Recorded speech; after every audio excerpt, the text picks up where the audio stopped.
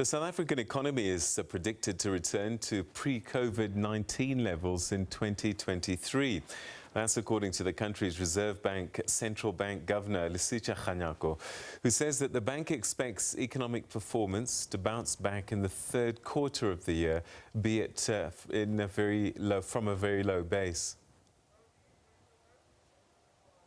The Reserve Bank says that the recovery underway in the third quarter of the year is proceeding somewhat more rapidly than expected, but it says that there are still significant headwinds to growth, including electricity shortages and an unsustainable fiscal position. Kganyako says that recovery is likely to be protracted, with the economy likely to return to 2019 levels of output in early 2023. This is given both the severity of the COVID-19 shock and pre-existing constraints. The local economy is now expected to shrink by 8.2% this year. Confidence levels remain subdued, and the private sector investment has contracted sharply. Over the medium term, growth is expected to average 3.9% next year and 2.6% in 2022.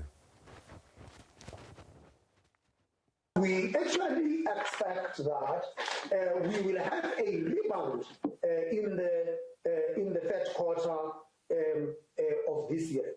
Think of it. Think of you holding a ball. If you are holding a ball and you drop it at a particular level, the ball will bounce up. But the higher you go, the longer the drop of the ball, and so the ball will bounce up even higher. So that we are going to have a rebound in the third quarter does not mean that we are out of the woods yet. It just means that the second quarter decline was so deep that a rebound from that dip is actually so much higher. We still expect that we will only return to the 2019 levels after the year 2022. So, COVID-19, health crisis, led to a supply-side shock, which led to a demand-side shock. Monetary policy has to respond. Let's keep our focus on the economy.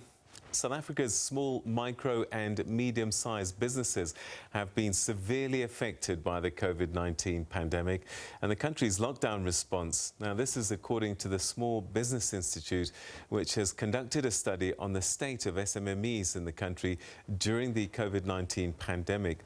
The Institute says that it estimates show that some 55,000 SMMEs will not survive or have already closed their doors. Let's talk now to the CEO of the Small Business Institute, Mr. John Dludlu. Thanks so much indeed for joining us.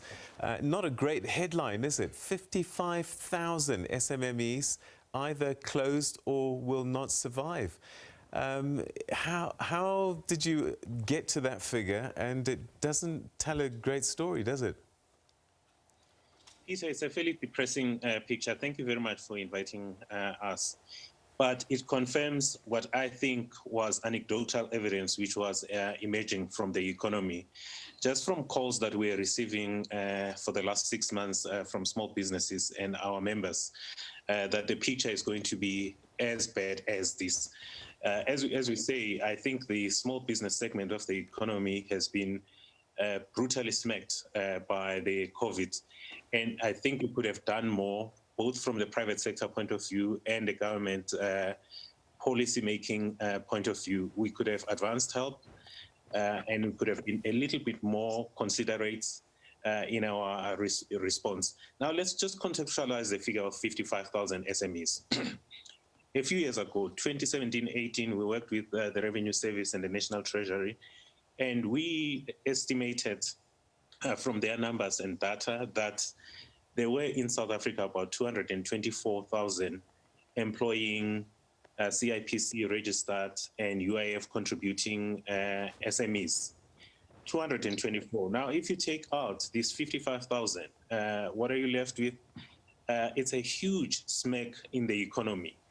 And according to the National Development Plan, which is our economic blueprint as the country, we are supposed to be creating 90% of new jobs by 2030 from the small business segment of the economy. And to achieve that aspiration, we needed to create at least 49,000 new businesses, new SMEs every year. So if you take this picture, the picture looks really very dismal. All right, so is it all sectors of small business that have been affected, or just certain industries, certain parts of the small business economy? It's quite clear that it's not every sector. For example, the so-called essential services, the sanitizers, for example, the retail sector were allowed, and the banking sector were allowed to continue operating during the hard lockdown, which was level 5 of the lockdown. So those could have been cushioned quite slightly. And what we do know, though, is that help has been very slow to the informal sector economy and SMEs, which were already struggling with other underlying conditions, such as late payments by big business, state-owned enterprises, and government departments, and the multiple credit rating downgrades, as well as red tape and the technical recession that we were finding in the economy before COVID arrived. So if you take, for an example, the sector that has most recently reopened, the tourism sector, that's where the worst impact has been, I think, amongst others. So what more could have been done? You said that not enough was done by the authorities. What else could have been done? You know, I think if you look at the successful countries that have been able to sort of contain, to save lives and save livelihoods, they have pumped money into the economy to stimulate both demand as well as supply. Because what the pandemic has done is to affect both sides, demand and supply. So successful economies have advanced a combination of loans and grant funding. In our country, I think what we have found is that there has been money, both from the private sector as well as the public sector. However, the money has been slow in flowing to those who need it. Where government has been successful and the private sector have been successful is where they have advanced grant funding instead of more debt. So if you take, for example, the scheme that is backstopped by the credit guarantee scheme, which is backstopped by the National Treasury and the Reserve Bank to provide loans to small businesses. Let's just assume that there is in the system 100 billion rand. The uptake has been so slow, and the reason is very simple. Not only are the qualifying criteria cumbersome, but also there is no appetite amongst households as well as businesses to take on more debt. We are facing, as a country, a debt crisis. Soon it's going to get into a sovereign debt crisis. So it's... All right, so I'm loath to say this, but the fact is, even before COVID-19, a lot of businesses were failing. This was one of the regular things that we saw within 2-3 years. A lot of these businesses were disappearing. So was it not an inevitability that a lot of the ones that got caught up in COVID-19 were going to fail anyway? Yes, by the time COVID arrived, we were in a most vulnerable situation, especially as the small business segment of the economy. I mentioned earlier the other underlying conditions, such as late payments. For example, one of the research papers pointed to the fact that some of the businesses could have been saved, could have survived for a very, at least for about 2 to 3 months without needing cash injection, loans or grants, if big business as well as government departments and state-owned enterprises were paying their bills on time. What is paying their bills on time? It is paying a bill within 30 days upon submission of the invoice. Not, as we see in other instances, 101 days after the submission of the invoice or after the work has been done. And in certain instances in government departments, you are even asked to pay a bribe to get your payment from businesses. You are quite right. Some businesses were in a worse position. All right, I saw some research, 2019, saying that 50% of small businesses are going to fail within 24 months. We've got COVID-19 now. How do we come back so that we don't have statistics like this going forward? Peter, I think the figure is a bit higher than that. Within the first 2 years, this is the most brutal years for small businesses and startups.